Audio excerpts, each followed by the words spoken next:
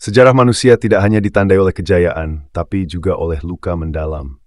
Hampir setiap abad menyimpan satu tahun yang begitu kelam ketika bencana alam, wabah, perang, atau runtuhnya peradaban mengguncang dunia. Tahun-tahun itu adalah momen krisis total. Kota lenyap dalam abu, jutaan jiwa tersapu penyakit, kerajaan besar runtuh, dan tatanan lama hancur. Namun dari kehancuran itu juga lahir tatanan baru, pelajaran, dan ketahanan manusia. Mari kita menelusuri abad demi abad, menyelami tahun-tahun terburuk yang pernah dialami umat manusia, dari letusan Vesuvius hingga pandemi global di abad ke-21. Abad 1 tahun 79 Masehi, letusan Gunung Vesuvius. Bayangkan pagi cerah di kota Pompei. Pasar ramai, anak-anak berlari di jalan berbatu, aroma roti panggang masih keluar dari tungku. Lalu dalam hitungan jam, langit berubah menjadi gelap pekat. Gunung Vesuvius meletus, muntahkan awan panas, batu apung, dongir. Suara gemuruh bergolong tafksweisen. Orang-orang berlari tanpa arah, napas mereka tersumbat debu vulkanik. Sekitar 1,500 orang terkubur di Pompei dan Herculaneum. Tapi yang lebih mengerikan adalah ketidakberdayaan manusia menghadapi alam. Kota yang makmur hilang seketika, beku dalam waktu, menjadi saksi bisu tragedi paling terkenal dari era Romawi. Abad 2 tahun 119 Masehi. Di jantung Kekaisaran Romawi Roma, bau dupa bercampur dengan bau kematian. Setiap hari, ribuan orang jatuh sakit dengan demam tinggi, tubuh penuh bisul, lalu mati dalam hitungan hari. Inilah wabah Antonin, mungkin cacar yang merenggut hingga 5 juta jiwa. Wabah ini bukan hanya bencana kesehatan, tapi titik balik kejayaan Romawi. Angkatan militer melemah, ekonomi terguncang, dan kepercayaan rakyat pada para dewa mulai goyah. Abad ini menunjukkan bahwa bahkan imperium terbesar pun rapuh di hadapan penyakit yang tak kasat mata. Tahun 251 Cyprian Trajan Step beris 5 lebaran bah. Kini lebih brutal. Di Roma saja, catatan menyebutkan 5.000 orang meninggal setiap hari. Jalan-jalan penuh dengan kereta jenazah, kuburan tak cukup untuk menampung. Wabah Cyprian memperparah krisis abad ketiga, perang saudara, inflasi, dan invasi barbar bersamaan dengan bencana penyakit. Kekaisaran nyaris runtuh, hanya terselamatkan oleh reformasi militer di abad berikutnya. Abad tahun 374 Masehi, pertempuran Adrianople, langit musim panas di Thrace, menyaksikan kekalahan terbesar tentara Romawi Timur. Pasukan Kaisar Valens yakin akan menang, maju melawan bangsa Goth. Namun sore itu berubah menjadi neraka. Panas membakar, barisan Romawi terjebak, dan dalam beberapa jam 20.000 prajurit gugur. Termasuk sang kaisar yang tubuhnya tak pernah ditemukan. Pertempuran ini adalah titik patah dominasi Romawi. Ia membuka pintu bagi migrasi dan invasi bangsa barbar ke dalam kekaisaran. Roma lambat laun tak lagi tak tergoyahkan.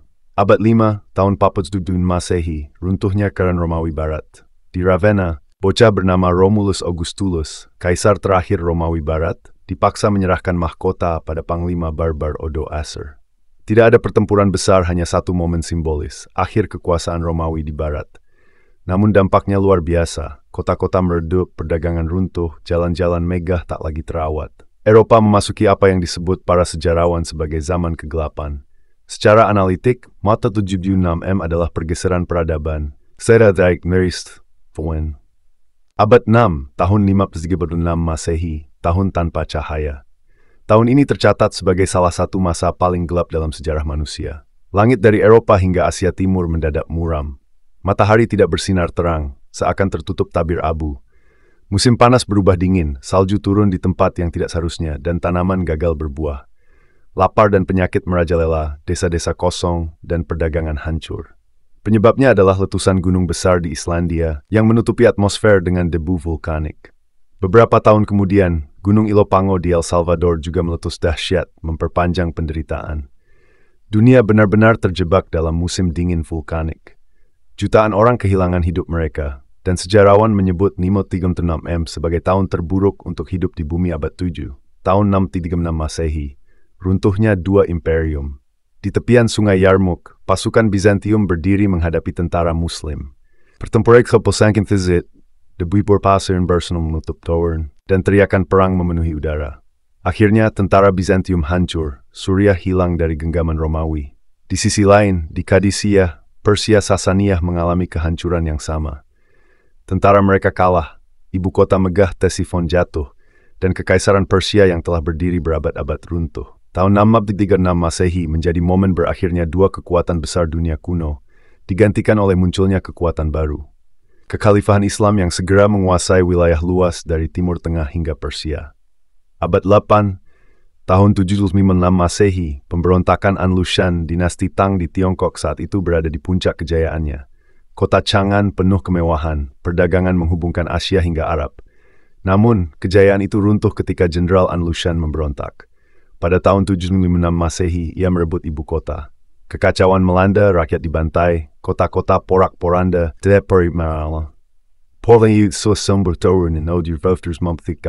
menewaskan sekitar 36 juta orang, sekitar seperenam populasi dunia saat itu.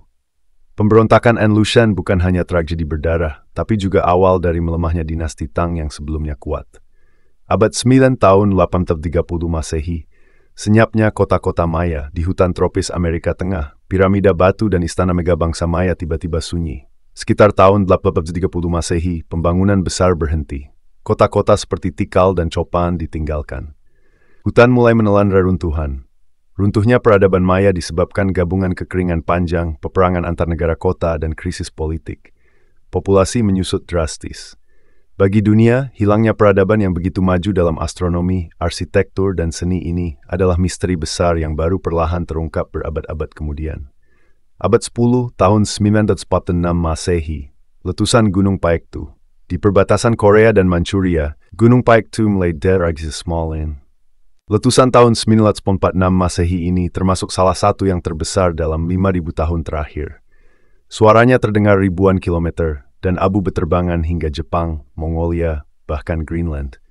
Ledakan ini menghancurkan permukiman sekitar, memicu gagal panen, dan mengubah iklim di Asia Timur. Dari kawah raksasa yang ditinggalkan letusan, terbentuklah danau surga yang masih ada hingga kini.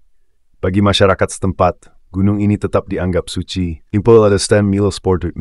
Menjadi pengnal av idol storfep ed skrursing fusroth. Abad 11 tahun 1099 Masehi, jatuhnya Yerusalem. Yerusalem, kota suci tiga agama, terbakar oleh darah. Pada 1099 Masehi, tentara salib merebut kota setelah pengepungan panjang. Begitu tembok runtuh, pasukan menyerbu masuk dan membantai ribuan penduduk Muslim dan Yahudi. Jalan-jalan penuh mayat, darah disebut mengalir setinggi mata kaki. Penaklukan ini bukan sekadar perebutan kota, tapi juga awal dari konflik berkepanjangan antara Kristen dan Islam di Timur Tengah. Bagi dunia Islam, ini luka mendalam. Bagi Eropa, kemenangan ini memicu gelombang perang salib berikutnya. Yerusalem berubah menjadi simbol perang agama yang membelah dunia selama berabad-abad. Abad 12, tahun 11 Masehi, gempa besar Aleppo. Di Suria Utara, bumi bergetar hebat. Malam itu, 1538 Masehi, gempa dahsyat mengguncang Aleppo dan daerah sekitarnya. Rumah-rumah batu runtuh menimpa penghuninya, benteng hancur, dan desa-desa lenyap dalam sekejap. Jeritan memenuhi udara ketika ribuan orang terkubur hidup-hidup.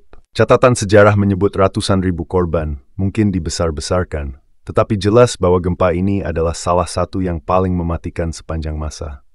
Kota Aleppo, salah satu pusat perdagangan penting di Timur Tengah, lumpuh. Dunia menyadari betapa rapuh peradaban manusia di hadapan amarah bumi. Abad 12, tahun 1258 Masehi, runtuhnya Baghdad. Sungai Tigris menghitam oleh tinta buku yang dibuang ke dalam air dan merah oleh darah yang tumpah. Tahun 1258 Masehi, Mongol menyerbu Baghdad, pusat dunia Islam dan ibu kota kekhalifahan Abbasiyah. Kota yang dikenal sebagai Permata Timur, hancur total. Perpustakaan Baitul Hikmah, gudang ilmu pengetahuan dunia, dibakar habis. Diperkirakan ratusan ribu hingga jutaan orang terbunuh dalam pembantaian ini. Khalifah sendiri dieksekusi. Baghdad, yang selama berabad-abad menjadi pusat ilmu, perdagangan, dan kebudayaan, berubah menjadi puing dan abu. Dunia berislam kehilangan janji intelektual dan aktor step for prime for. Abad 16, tahun 1930, puncak wabah hitam di jalan-jalan Eropa, lonceng kematian berdentang tanpa henti. Wabah pes atau Black Death mencapai puncaknya pada 1348 Masehi. Orang-orang jatuh sakit dengan benjolan hitam di tubuh, demam tinggi, lalu mati dalam hitungan hari. Rumah-rumah kosong, desa-desa musnah, dan kuburan massal digali di mana-mana. Dalam beberapa tahun, sepertiga hingga setengah populasi Eropa lenyap, sekitar 25-30 juta jiwa. Dunia menjadi sunyi, roda perdagangan berhenti, dan struktur sosial runtuh. Tetapi dari kehancuran ini, Eropa juga berubah. Kekurangan tenaga kerja memicu runtuhnya feodalisme, dan jalannya sejarah perlahan menuju Renaissance.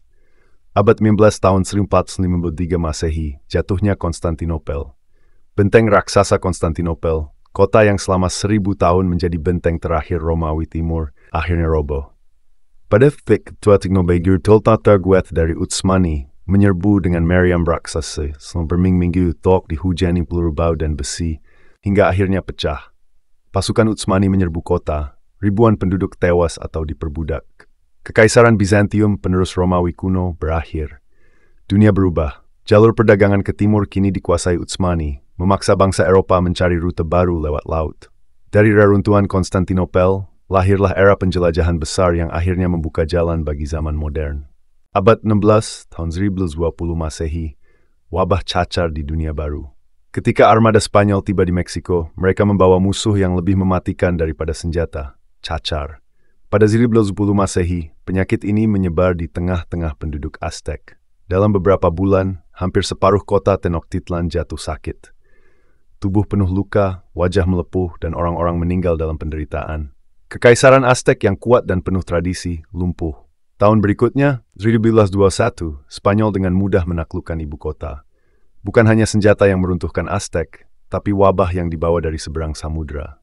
Dunia baru tak lagi sama, demografi dan budaya berubah selamanya. Abad 19, tahun 1666 Masehi, api dan wabah di London. London seperti kota yang dihukum 2 kali. Tahun 1665 Masehi, wabah pes terakhir yang besar melanda kota, menewaskan hampir 1/5 penduduk. Baru saja kota mulai bernapas, bebas konsumen minumai ribas for. Idvaris nawalfus Dallas Dorwadang Patal, oleh Storliatif, gereja bahkan katedral St. Paul. Ribuan orang kehilangan tempat tinggal, dan kota London berubah menjadi lautan abu. Dalam 2 tahun, wabah dan api menghancurkan wajah ibu kota Inggris. Namun dari reruntuhan inilah London bangkit kembali dengan wajah baru. Abad 19, tahun 1183 Masehi, letusan Laki dan kabut kematian. Di Islandia, Gunung Laki meletus dengan kekuatan menakutkan. Selama 8 bulan, lava dan gas beracun keluar tanpa henti. Udara dipenuhi kabut sulfur, matahari tampak pucat, dan hujan asam meracuni tanah. Sekitar 1/5 penduduk Islandia tewas akibat kelaparan dan racun. Tetapi penderitaan tidak berhenti di sana. Kabut vulkanik menyebar ke seluruh Eropa, menyebabkan gagal panen dan kelaparan luas. Bahkan ada yang menyebut kabut ini ikut berkontribusi pada gejolak sosial yang akhirnya memicu revolusi Prancis beberapa tahun kemudian. Even Tauskrip Throw isinmakan betapa satu nung diuter bisa memengaruhi nasib semua. Abad 11 tahun Masehi, letusan Tambora dan tahun tanpa musim panas di Sumbawa, Indonesia. Gunung Tambora meletus dengan kekuatan yang tak terbayangkan. Pada 1519 Masehi, puncak gunung itu lenyap, desa-desa hancur, dan puluhan ribu orang tewas seketika.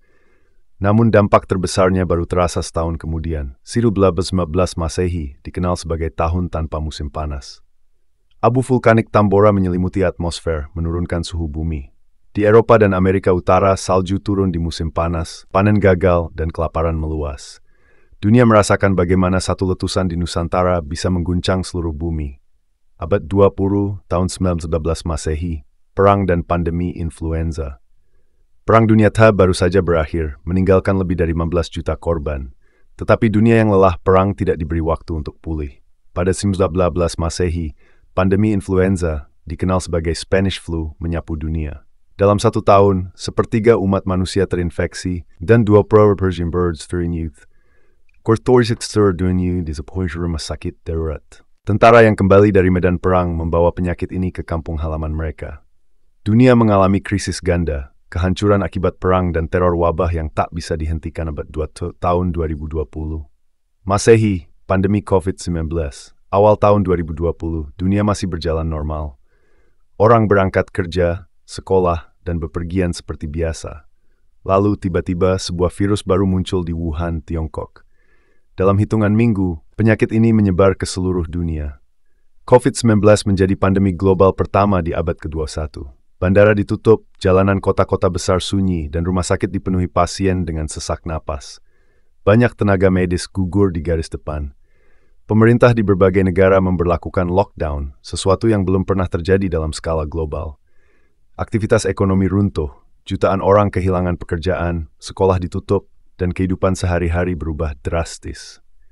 Menurut data resmi, hingga akhir 2020 lebih dari 1,8 juta jiwa meninggal, meski angka sebenarnya kemungkinan jauh lebih tinggi. Selain krisis kesehatan, dunia juga menghadapi resesi ekonomi dalam Perang Dunia II. Pandemi ini bukan hanya tragedi medis, tapi juga ujian besar solidaritas, teknologi, dan ketahanan sosial umat manusia. Tahun 2020 Masehi akan selalu dikenang sebagai tahun ketika dunia berhenti sejenak, terjebak dalam ketidakpastian, dan dipaksa belajar betapa rapuh sekaligus tangguhnya peradaban modern. Sejarah panjang dari abad ke-1 hingga abad ke-21 memperlihatkan bahwa umat manusia tidak pernah lepas dari cobaan besar.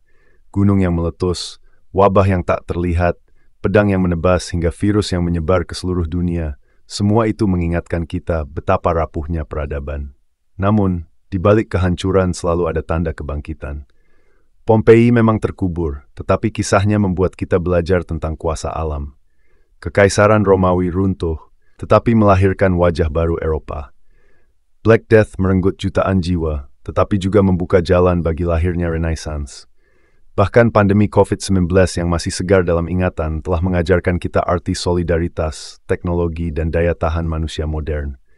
Tahun-tahun terburuk dalam sejarah bukan sekadar kisah penderitaan, tetapi juga saksi bahwa manusia mampu bertahan, bangkit, dan melanjutkan hidup. Seperti siklus sejarah yang terus berputar, Troy Forest selalu diikuti.